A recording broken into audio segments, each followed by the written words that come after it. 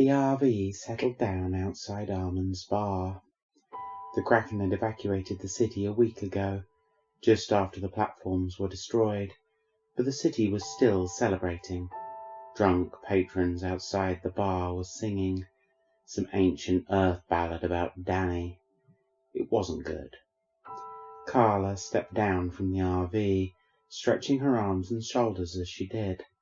It had been a long day getting May and her family settled back in. Mickey was close behind her, tired but pleased to be back home. "Fancy a pint on me?" Mickey offered. Carla had been cooped up in the RV for months, living with him and May's family, so a few drinks sounded great. Armand's looked the same, so did the city, but the reports had indicated that the Kraken had interfered with the city's operations only where necessary, so shops and bars were open the entire time. She had even learned that they were honouring all UNS bounties, so she had not needed to stay away. After a few drinks, Mickey had wished her a good night and wandered back to his home, one he had not seen in months. But the RV was still a mess, so Carla spent an hour tidying before falling asleep on the sofa. Morning sun spilled over her, dragging her from happy dreams. It was time to get back to work, so she began by cleaning, getting the RV back into a useful state. Then she sent a message to Miss Lily, letting her know she was back on the clock. It was only moments before she received a reply, a message from Miss Lily with a request. She'd never asked for anything before, but now she needed help. She had sent specifications for 2 bodies and clothing, one clearly for her, the other for a human of some kind.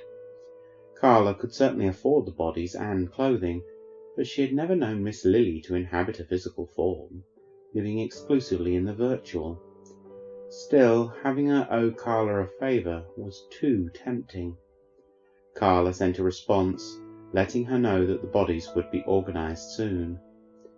With the RV's fabricators working on the clothing, she headed for a body shop, landing nearby and ordering the bodies for collection. It was going to take hours for them to be ready, giving her time to relax, ordering a take-out dinner for delivery a half hour after the bodies would be done. Just after 5, Carla headed for the shop, paying for the bodies and handing over the clothing for dressing. Nothing for Miss Lily, it was all for her human friend. Nathan opened his eyes. This new body felt just like back home.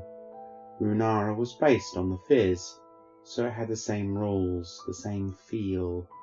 He had forgotten what it felt like, the warmth of the bed, the fabric against his skin. "Time to go, Nathan." The soft voice of Miss Lily pushed him to rise.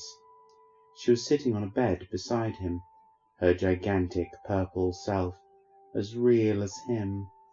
She was staring down at her own paw, examining the fine details of the pads. Once Nathan was off the bed, she dropped down, walking over to a tray where Nathan's basket and sword awaited, along with his little pocket dragon, sitting up with a happy look on his face. As soon as his items were gathered, Miss Lily led him out of the room to a storefront where a dog lady was waiting. She was no taller than Nathan, dressed much like an adventurer. He knew she was a bounty hunter, one of Miss Lily's regulars. "Welcome to the Fizz," Carla said with a smile. Her tail was even wagging. "Thank you for the favour. I will reimburse you for the bodies." She made the transaction immediately. "Let's get something to eat." Carla led them back to the RV, and within 20 minutes they were eating Cajun takeout. Nathan hadn't had Cajun before, but his time with Miss Lily had broadened his palate. "This young man is Nathan.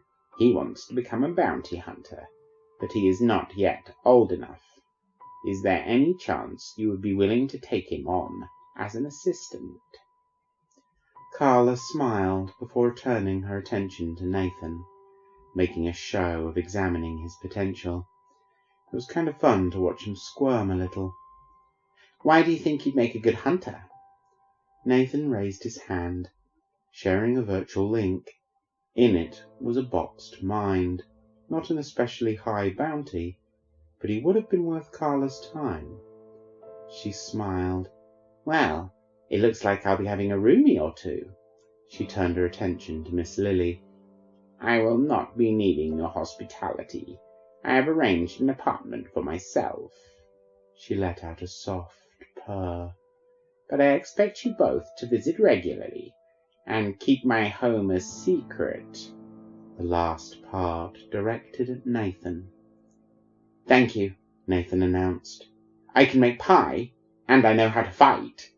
The statement caused an explosion of laughter, Carla exclaiming, Pie! We must have pie! only causing more laughter. Some reference that Nathan didn't get.